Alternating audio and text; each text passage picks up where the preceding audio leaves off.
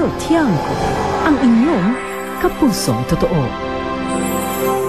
Halos 2.5 buwan na lamang at Pasko na sa mga naghahanap pa dyan ng mga mareregaluhan at nais na magpasaya.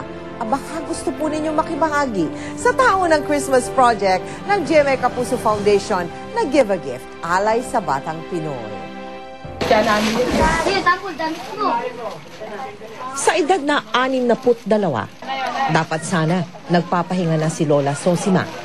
Pero heto siya't nagbabanat pa rin ng buto para sa may sakit na apo.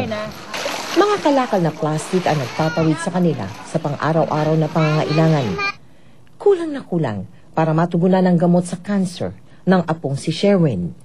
Yun lagi pinananalangin ko gabi-gabi na sana mapasali para hindi na ako kung saan pa ako pupunta, maghanap ng gamot. Isa ang apo ni Lola Sosima sa 24 na batang mabibigyan ng libreng cancer services tulad ng chemotherapy sa ilalim ng Gifts for a Cause ng Give a Gift Cancer Kids Project. Hindi naman kailangan na milyon-milyon di ba?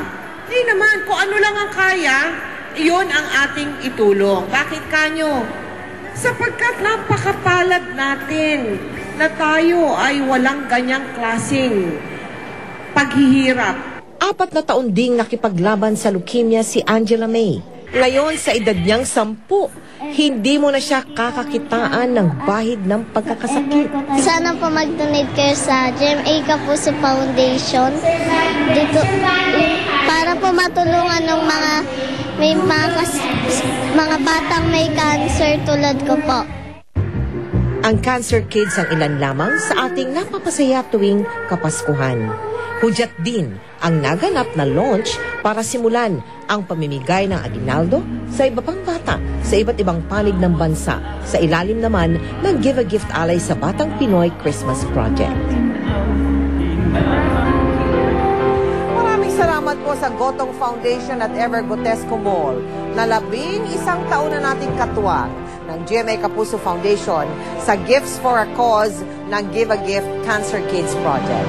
Ganon din po sa iba pang nag-donate at sumusuporta sa proyektong ito. Samantala, abangan niyo po ang pagbisita ng GMA Kapuso Foundation sa mga piling lugar sa buong bansa para maghatid ng regalo sa mga bata.